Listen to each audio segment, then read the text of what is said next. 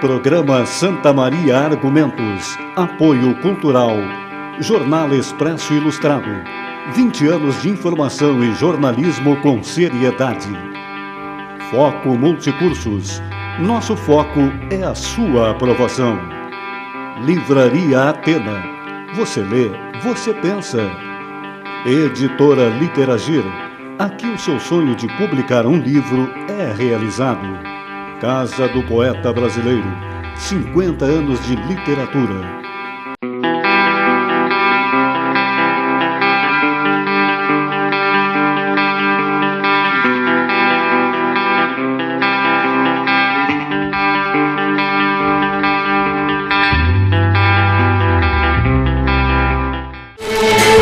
Ele não desiste de você, ele se importa com você. Ele compreende o seu caminhar, tão grande assim. Ele não desiste de você, ele se importa com você. Ele compreende o seu caminhar, nunca viu amor tão grande assim. Ele não desiste, ele não desiste, ele não desiste.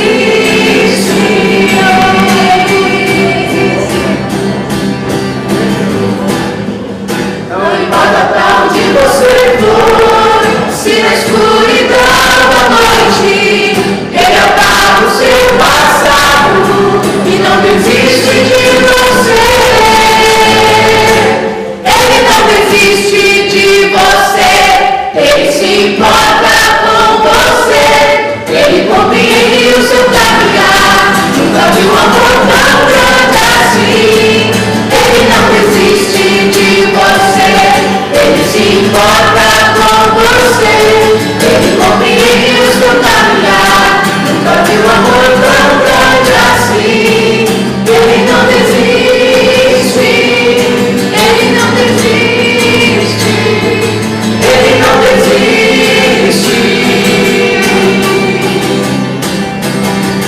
Ele não desiste, ele não desiste, ele não desiste.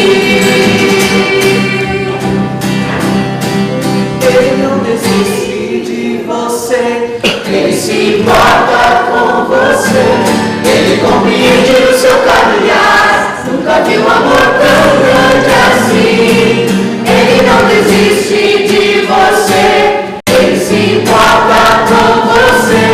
Ele compreende o seu caminhar, nunca viu amor tão grande assim. Ele não desiste. Agradecemos a oportunidade nessa noite. Boa noite a todos os presentes. Dando continuidade ao nosso encontro, eu agradeço a presença do Grupo Musical da Igreja Evangélica Assembleia de Deus e quero fazer alguns agradecimentos aos nossos apoiadores que proporcionaram que nós estivéssemos aqui. A Prefeitura Municipal de Rosário do Sul, em especial na pessoa do secretário professor Marco Barreto e o secretário Joel de Freitas. Agradecemos à Secretaria Municipal de Educação e Cultura, que através da senhora Mara Dias nos cedeu o espaço do Teatro João Pessoa. Agradecemos a presença da TV Santa Maria, que está realizando a gravação do evento e posteriormente a transmissão. Ao Jornal Gazeta do Rosário, que com o apoio da redatora e jornalista Márcia Solares, tem divulgado a luta dos educadores e demais categorias por uma educação de qualidade e valorização do serviço público e divulgou o evento de hoje. Agradecemos também ao CIPER Sindicato, principalmente o 23º Núcleo, na pessoa do Paulo Conterato, nosso companheiro aqui na cidade de Rosário do Sul. Essa noite, a palestra que ocorrerá aqui, ela é com base no lançamento do livro Educação e Interculturalidade, Descolonização dos Saberes. O livro é organizado pelo professor doutor PhD Valdo Barcelos, professor associado da Universidade Federal de Santa Maria, mestre em educação, doutor em educação, pós-doutorado em antropofagia brasileira, pesquisador Produtividade 1, CNPq, orientador de mestrado e doutorado na UFSM, coordenador do Grupo Quitanda, Educação e Intercultura. Professor pesquisador visitante no Instituto Nacional de Pesquisas da Amazônia. Professor conferencista convidado no Instituto Piaget, Liceu, Portugal. Também é consultor do Programa Ibero-Americano de Ciência e Tecnologia para o Desenvolvimento, vinculado à Unesco. O professor Valdo é autor de 22 livros publicados, 11 obras organizadas, 48 capítulos de livros publicados, artigos em revistas científicas nacionais e internacionais. Escritor nos gêneros crônica, ensaio, poesia e conto. Pesquisador do Núcleo Mover, Educação Intercultural e Movimentos Sociais pela Universidade Federal de Santa Catarina. Ecologista e pacifista. Membro RAU Brasil, Anistia Internacional, desde 1972. Colaborador dos jornais diários. E esta noite nos fará uma síntese dos principais temas pesquisados para a elaboração da obra Educação e Interculturalidade, Descolonização dos Saberes.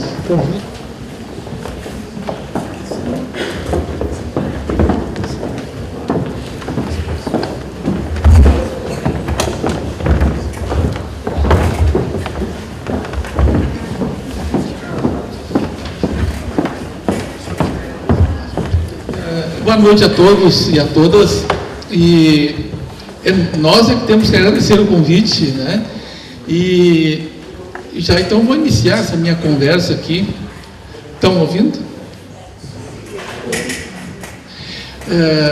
Iniciar com alguns agradecimentos, né? Que são necessários e justos, né? E não apenas formais.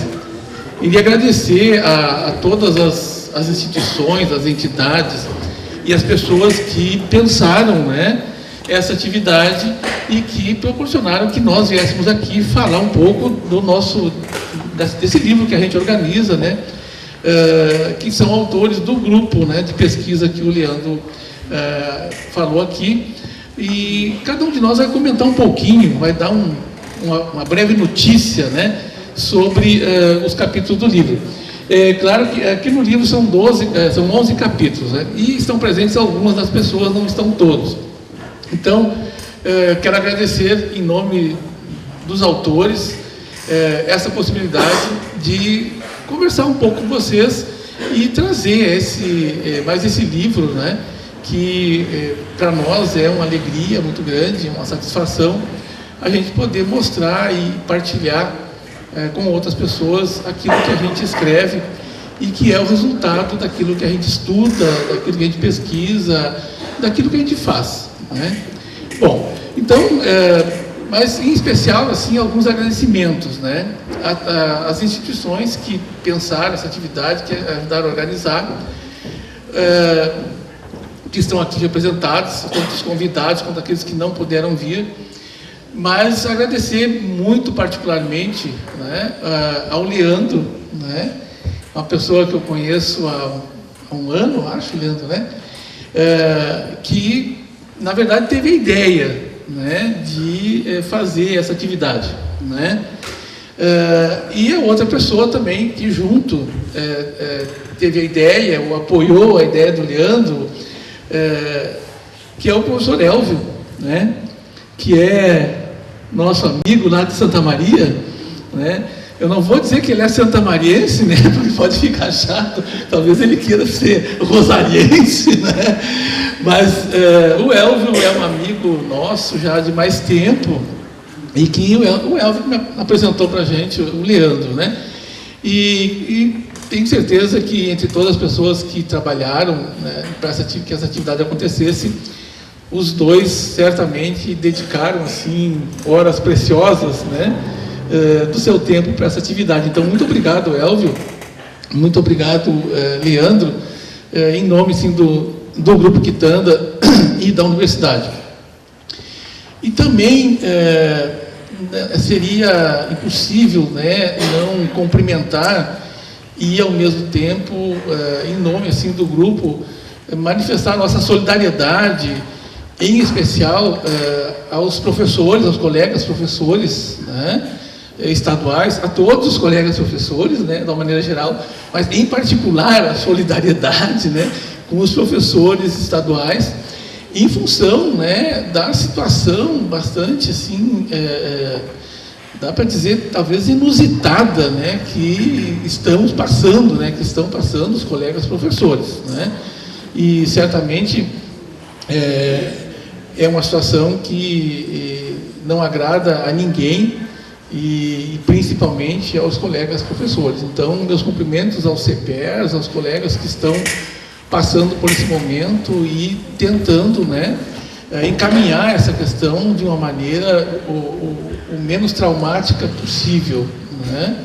Então, um cumprimento muito especial a esses colegas e a todas as pessoas que aqui estão presentes. Bom,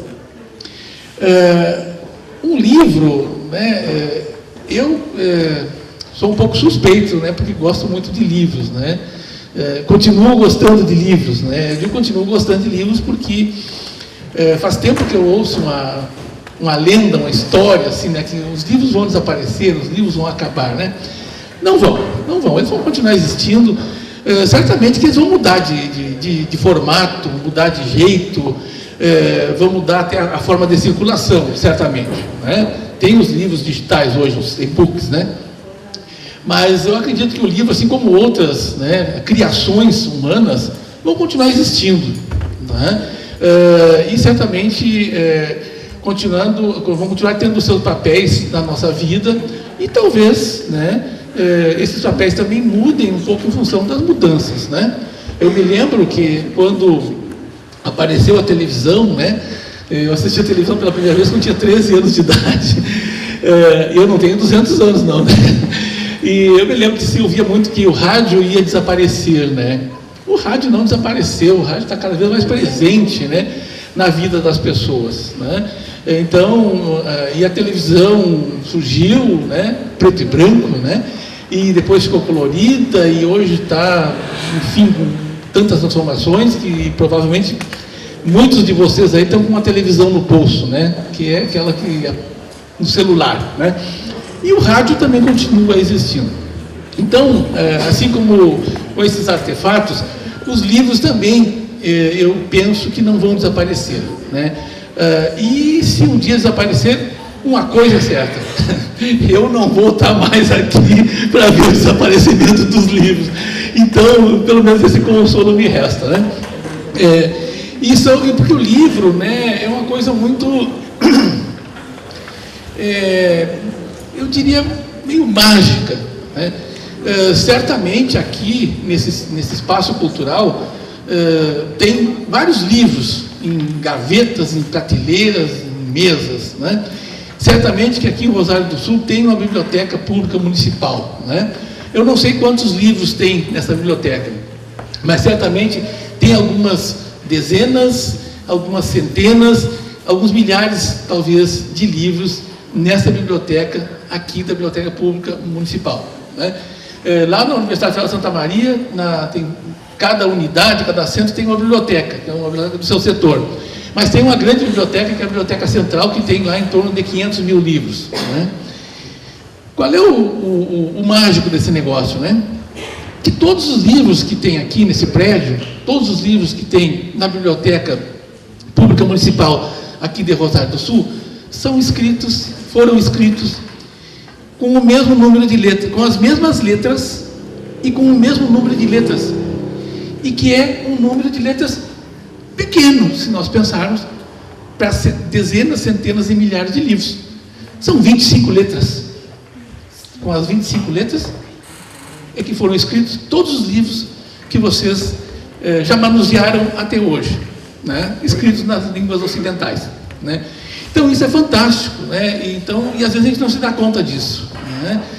Talvez por isso também que as crianças gostem tanto da leitura, né? Ou antes delas aprenderem a ler, né, os textos escritos, elas já leem, né, de outras formas, mas gostam muito que a gente leia para elas, né? Que a gente conte histórias para elas, né? Isso é fantástico, porque é a partir de uma coisa bem simples e que está sempre à nossa disposição. Outra coisa também, né, do livro, que é uma coisa assim, muito, né, simples e ao mesmo tempo assim, fantástica, é que a gente carrega ele com a gente, né? O livro a gente pega, bota embaixo do braço, né? bota na bolsa, bota na pasta, e aí quando senta na praça pode abrir e ler, né? Quando está no ônibus pode abrir e ler uma página, meia página. E quando eu digo um livro, né, que é um livro de caráter educativo, técnico, científico, mas nós temos, né, livros e textos de poesias, de crônicas, de histórias, de contos, enfim, né? Então a escrita, né, é uma coisa assim, fantástica, né? E a leitura também é, em consequência, uma coisa fantástica. E isso está nos livros, né? Nessa coisa assim tão antiga, né? Tão antiga, né? Mas tão bonita. Esse livro que a gente organiza, ele, como o título diz, né? Educação e Intercultura, Descolonização dos Saberes. Trata, né, de educação, né? Uma coisa da qual todo mundo entende um pouco, né? E que não tem ninguém que entenda tudo de educação, né? Uma questão que está presente na vida de todos nós, né? A gente diz desde o que nasce, mas talvez está presente desde antes de nascer, né? Porque as mães sabem mais, né, que os pais, né? Ou sabem antes que os pais, ou sabem de um jeito diferente, né? Uma criança com 4 semanas de idade, ela já se comunica, inclusive, com o exterior, né? Com coisas de fora do corpo da mãe, né? 4 semanas de idade, o embrião já tem lá aqueles 3 ossinhos, né? Martela, bigorna e estribo, que forma, né, o rudimento do ouvido, da audição da criança, e a criança já está se relacionando com sons, né, que vêm do exterior através da mãe, né? E as mulheres sempre souberam disso, né? As mulheres sempre foram meio bruxas, sabem de umas coisas que nós homens, às vezes, precisamos estudar, fazer pesquisa, debater, discutir, né, para depois descobrir, aparecer lá no Fantástico, no domingo, né? Coisas que, se perguntasse para as mulheres, já diriam para nós que sabem desde a Idade Média, né? Então a criança já se comunica com o exterior. Por isso que as mulheres, né, é muito interessante que as mulheres estão gestando, terem tranquilidade, algumas escutam algum tipo de música, fazem um tipo de exercício, de meditação, e que depois de muitos séculos de estudo e tanta ciência, né, os cientistas descobriram que isso é bom para a mãe e que também é bom para a criança, né? Todas as mulheres já sabiam disso. Bom, mas então as crianças são muito especiais, a relação que elas estabelecem com a leitura é uma coisa muito especial, e com a escuta é uma coisa muito especial, né? Então, a educação é uma coisa que faz parte da nossa vida, né? E está presente em todos os lugares onde nós estamos presentes, né? Tem um autor, né, bastante conhecido aí dos colegas professores, e até bastante conhecido de colegas que não são professores, né? Brasileiro, um grande educador, talvez um dos grandes educadores do mundo, né? Certamente, se pensar em uma meia dúzia de educadores do mundo, o nome dele vai ter que estar presente, que é o velho lá, o barbudo Paulo Freire, né? Muito conhecido aí dos professores, conhecido aí do professor Elvio, né? Escreve aqui, né, o capítulo do professor Elvio, depois ele vai falar um pouquinho para nós, né, sobre Paulo Freire, né? Ele dizia, né, que a educação é uma coisa que acontece, pode acontecer nas praças, nas ruas, né, nas fábricas, nos canteiros de obras, né, no campo, né, na cozinha, nos elevadores, nos edifícios e até nas escolas. A educação pode acontecer, né? Eu acho muito bonito isso que ele fala, né? Então a educação pode acontecer em todos os lugares onde as pessoas estejam, porque todas as pessoas são capazes, nós somos potencialmente apetrechados para nos educarmos, né? E nos educarmos, e aí já vou dizer uma outra coisa também que eu acho que é interessante para mim, eu penso e acho que é interessante a gente pensar. Uma pessoa não educa a outra, né? As pessoas se educam, né? Se transformam na convivência que elas têm. Isso é outra coisa fantástica, isso é fabuloso para a educação. Acontece em todos os lugares e as pessoas podem se educar em comunhão, em cooperação, né? Então, isso eu acho que também é uma lição simples, muito simples. Daí a ideia, né, que alguns até fazem a distinção entre o professor e o educador. Educador é alguém que pode ser qualquer pessoa, não precisa ser um professor, ter uma formação, né, universitária, no ensino médio, para ser professor. Nem todo educador é professor, né? Mas os professores podem ser educadores, mas nem todo também professor é um educador, né? Então, isso também é uma coisa interessante de se pensar, né? Então, nós não ensinamos ninguém, não educamos ninguém, nós nos educamos na comunhão. E aí, né, a partir dessa ideia bem simples, né, a gente pode dizer outra coisa. Por exemplo, que as crianças se educam com aquelas pessoas com as quais elas convivem, né? Muito simples isso, muito simples. E se a gente pensar a partir daí, vou dizer uma outra coisa também muito simples, que as crianças vão ser adultos muito parecidos com os adultos com os quais elas convivem. Isso não é difícil de concordar, porque é muito simples e é até bonito de aceitar, mas não é muito difícil, não é muito fácil da gente lidar com isso concretamente na nossa vida, né? Porque se nós formos aceitar que as crianças vão ser adultos muito parecidos com os adultos que elas convivem, a gente vai ter que repensar seriamente as nossas relações com as crianças, né? Porque essa criança que eu falei, né, que vem lá de um embrião que com 4 semanas de idade já se comunica com o exterior através da mãe, ela aprende a ser uma criança, a ser um adolescente, a ser um adulto jovem e a ser um adulto com essas pessoas com as quais ela convive. Primeiro a mãe, o pai, irmãos, primos, né? Os parentes que visita, as igrejas que visita, depois vai para a escola, os professores que tem. Então é com essas pessoas, com esses adultos, que as crianças aprendem a ser o que são.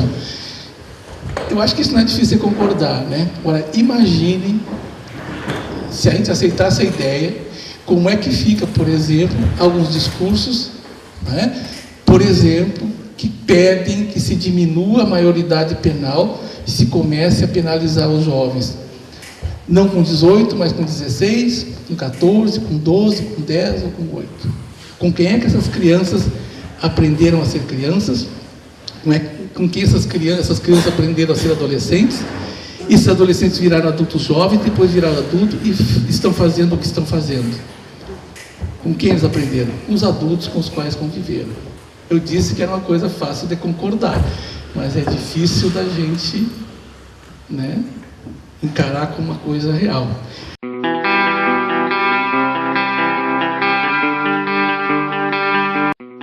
Programa Santa Maria Argumentos. Apoio Cultural.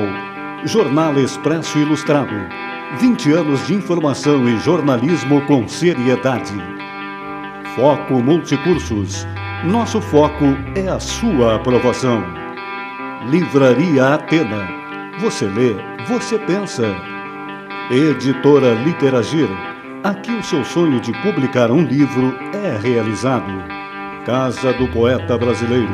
50 anos de literatura.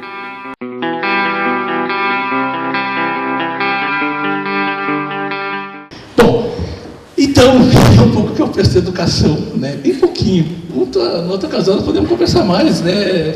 Com os colegas aí, né, Elvio? A outra palavra do livro, né? Intercultura, trata um pouco dessa ideia, né? Traz para a conversa da educação e que é possível pensar a educação fora de uma cultura, né? Porque educação é educação das pessoas, né? E nós vivemos, somos, né, impregnados de cultura. Nós não existimos sem culturas, né? Eu posso dizer que aqui em Rosário tem uma cultura rosariense, né?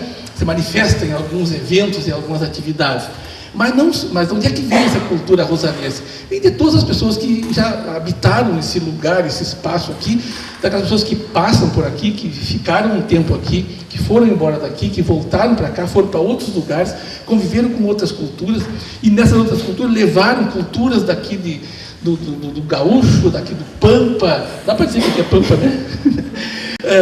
Daqui de Rosário do Sul, daqui do Rio, né? Enfim, né? Levaram para esses lugares, misturaram lá, né? E voltaram para cá, e voltaram inclusive diferentes, pessoas com culturas diferentes, se manifestando de jeito diferente, né? E isso são as culturas, né? E a ideia da intercultura passa um pouco por aí, tentar entender esse processo de diálogo, de conversa, de mistura entre as culturas, né? E é dessa mistura entre as culturas que fala um pouco nesse livro, né? Cada um à sua maneira, e cada um vai dar aqui um pouco da sua notícia, né? E para nós que vivemos, né, ao sul, né, na América Latina, né, no Brasil, ao sul do Brasil, né, nós temos algumas características desse sul do Brasil, desta América Latina, mas que se constituiu a partir, assim, de uma grande mistura cultural, né? Se nós pensarmos, tem um grande educador, antropólogo, sociólogo, enfim, né, pesquisador brasileiro, chamado Darcy Ribeiro, que falava muito dessa ideia, né? Uma ideia assim do chamado povo brasileiro, né? O que seria esse povo brasileiro, essa gente, o gente do Brasil? Como é que a gente se transformou no que a gente é? E ele fala que nós temos basicamente três matrizes, três mapas que se juntaram, três matrizes, e que deram isso que a gente é hoje. A primeira delas, né, é a matriz dos povos nativos, que a gente chama de indígenas. Um dos capítulos do livro vai falar disso, e a pessoa que fala disso está aqui presente, vai falar para a gente. Esses povos nativos, povos indígenas, era uma constelação, era uma miríade de povos. Eram muitos povos, então de 2.000 povos. Hoje restam 200, né? Em torno de 200. 2.000 povos, muito diferentes entre si, com crenças diferentes, religiões diferentes, hábitos alimentares diferentes, enfim, com culturas muito diferentes, inclusive fisicamente muito diferentes. Um Guarani, o Tupi-Guarani que vivia aqui no sul, né, era muito diferente fisicamente do Yanomami, que é um jeito pequenininho, baixinho, 1,55 m, 1,60 m do máximo. Os Guaranis eram altos, robustos, alguns cavaleiros, né? Então, muito diferente, inclusive fisicamente. Os indígenas são muito diferentes, eram muito diferentes e continuam sendo muito diferentes, com as suas culturas. Depois chegaram aqui quem, né? Os portugueses, né? Também vindos de Portugal, mas com uma cultura também formada de uma matriz, de um bloco, né? De que vieram formado pelos beduínos, araganos, pelos árabes, muçulmanos, né? Aqueles povos antigos que vieram caminhando, né? Fizeram trajetória pela Europa, foram construindo a Europa, deram no mar, né? E aí pararam um pouco lá, e aí se originou Portugal, que é a nação mais antiga do mundo, né? Como nação, como país, né? Então vieram para cá, mas vieram para cá como essa constelação de gente, né? E se misturaram aqui com os povos nativos, que era uma outra constelação de gente, né? Imagina a confusão que deu esse negócio, né? Confusão no melhor sentido da palavra, no sentido da mistura, da miscigenação, né? Depois, né, disso, a terceira matriz que veio para cá, qual foi? Foi a matriz dos povos africanos, que também é uma constelação de gente, com origens muito diferentes, com etnias, com grupos muito diferentes e com culturas muito diferentes. Juntaram as três e deu no que deu. Deu no Brasil essa coisa maravilhosa, né? Que por muito tempo, muita gente, e quando eu digo muita gente, antropólogos, sociólogos, historiadores, filósofos, amigos do Elvio, né? Viam isso como uma coisa ruim, essa mistura. E não, essa coisa é muito boa. Só pense, imagine a nossa comida, a nossa alimentação, nossos hábitos alimentares. É um dos mais ricos do mundo em diversidade. Não vou nem falar, né, em sabores e temperos. Né? O Brasil hoje recebe os maiores estudiosos da alimentação, os maiores chefes de cozinha, que é a moda dos grandes restaurantes, né? Os grandes chefes. É impensável para um grande chefe europeu, norte-americano, enfim, não vir ao Brasil fazer aqui um estágio para conhecer um pouco das nossa diversidade de possibilidades de construção de alimentos, de pratos, assim por diante. Então, eu estou dando um exemplo. Né? Agora, imagine a nossa música. Né? A música aqui do Sul, a música do Centro-Oeste, a música do Nordeste, né? A música dessa região litoral, ela é uma mistura muito grande. Se a gente for olhar, é uma mistura muito grande. Né? E começa pelos instrumentos musicais. Esse violão que foi tocado aqui, não sei se era violão aquilo, acho que era violão, né?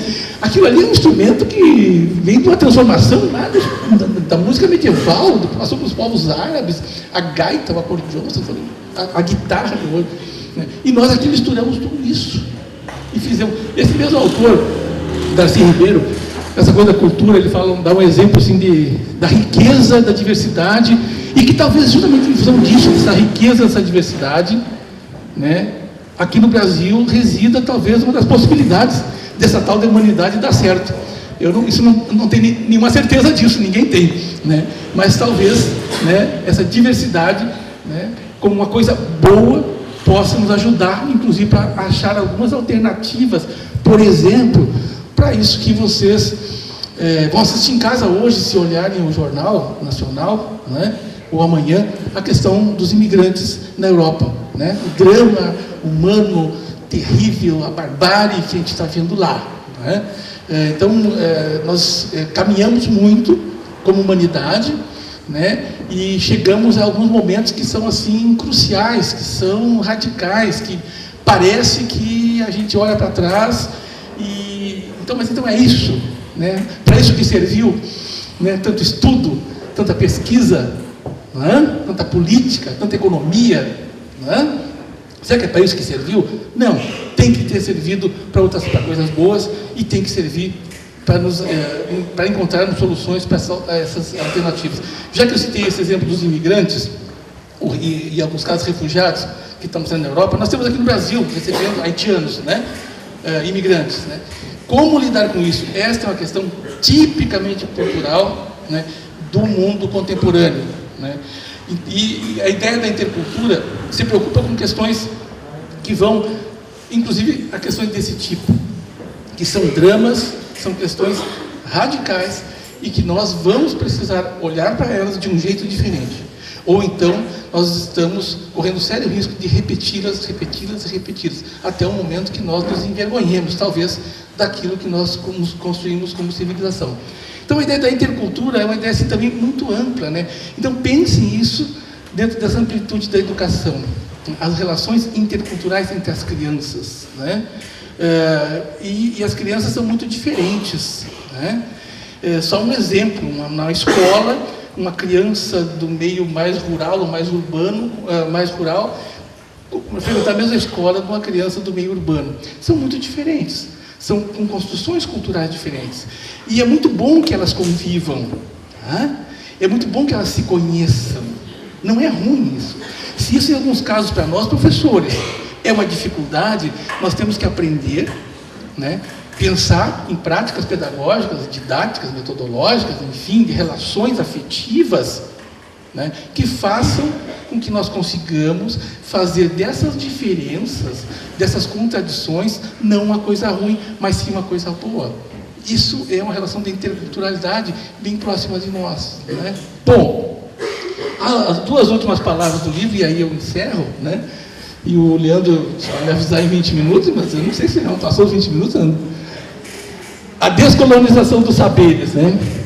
Essa ideia, né, que eu falei aqui, dos portugueses que aqui chegaram e encontraram aqui povos nativos, que eles escravizaram, não deu muito certo, aí procuraram escravos em outros povos, né, outros continentes, que foram os africanos, e aí são parentes, né, importante a gente lembrar que é uma discussão que eu acho que passa pelo campo da educação e da cultura, e é muito presente entre nós, e às vezes a gente não se dá conta, né?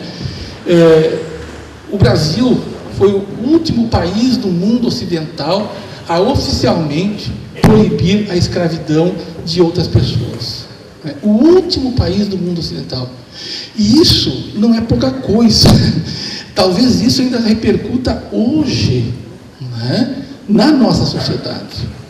Na universidade, local que todos nós aqui participamos diariamente, trabalhamos, estudamos, faz pouco tempo, né, que começou a ser implementado um sistema de políticas afirmativas, que alguém vai falar aqui sobre isso, que está no livro, no capítulo, né, que é o sistema de cotas, mais conhecido, o sistema de cotas para indígenas, cotas para afrodescendentes e assim por diante. Vocês não imaginam, ou imaginam, né, acompanharam, o alvoroço que isso causou dentro da universidade. O alvoroço.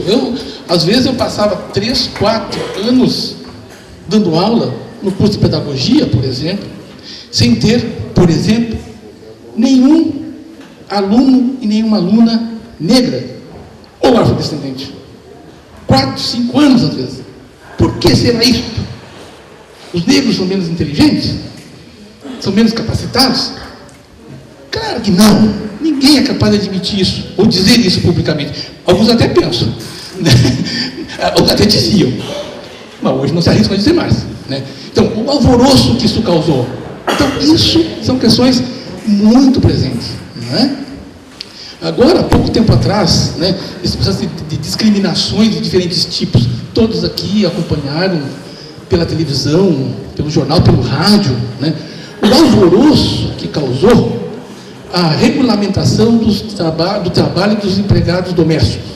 Olha o alvoroço que causou, quando simplesmente foi promulgada uma lei, e foi assinada agora 2 meses atrás, que os empregados domésticos tinham direito a ter carteira assinada, direito a descanso no final de semana, férias, 13º. Mas que absurdo! Qualquer hora dessa eu queria até fumar. Causou um alvoroço.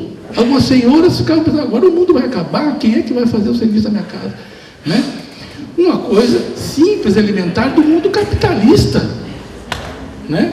Aquela pessoa que trabalha tem direitos mínimos garantidos e tem que ter. Quantas colegas minhas, muito preocupadas com o mundo, com a democracia, com a violência, com os direitos delas, né? Inclusive continuam procurando um jeito de não pagar, de não assinar a carteira dos seus empregados domésticos, né? Coisa bem simples observar a nossa trajetória educacional, a nossa trajetória intercultural e o processo de colonização das pessoas que aqui chegou e que ainda permanece. Só mais uma coisa assim para vocês pensarem, se quiserem pensar, né? Quando saírem daqui, né? Uma pergunta, mas eu tenho colocado assim em vários lugares que eu vou trabalhar com os colegas professores, palestras e conferências. Pensem, só pensem, nem digam para ninguém. Nas pessoas que vocês conhecem, pessoas das suas relações, tá? Colegas de trabalho, familiares, amigos, vizinhos, chefes. Quantas dessas pessoas que vocês conhecem, que se pudessem ter escravos, hoje ainda os teriam? Olha, vocês vão se escandalizar de como vocês vão desconfiar de que algumas amigas adorariam ter 1 ou 2 escravas ou 1 ou 2 escravos. Tudo gente de bem, tudo gente boa, tudo gente assim, né? Sabe? Como a gente. Não, nós não somos todos iguais. Felizmente, nós somos muito diferentes. Muito diferentes. E isso é muito bom. Então vamos conversar sobre essas diferenças, né?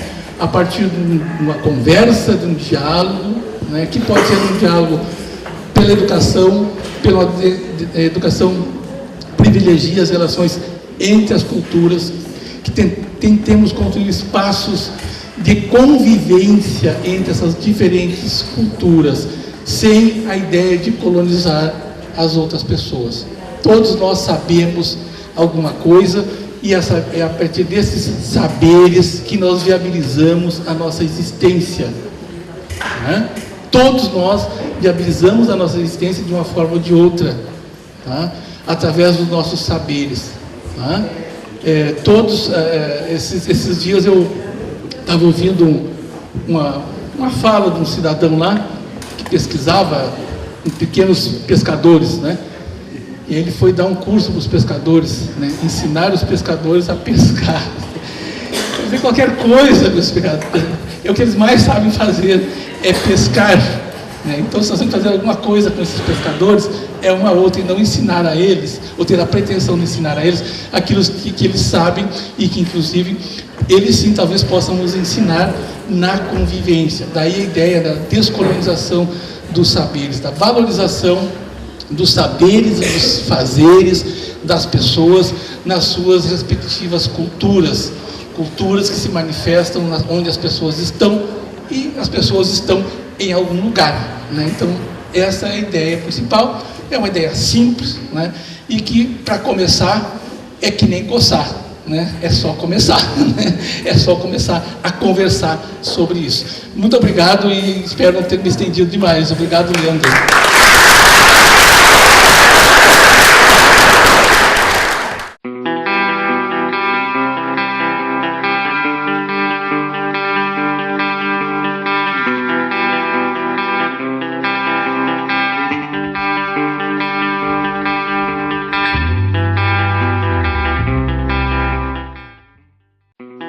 Programa Santa Maria Argumentos. Apoio Cultural. Jornal Expresso Ilustrado. 20 anos de informação e jornalismo com seriedade. Foco Multicursos. Nosso foco é a sua aprovação. Livraria Atena. Você lê, você pensa. Editora Literagir. Aqui o seu sonho de publicar um livro é realizado. Casa do Poeta Brasileiro, 50 anos de literatura.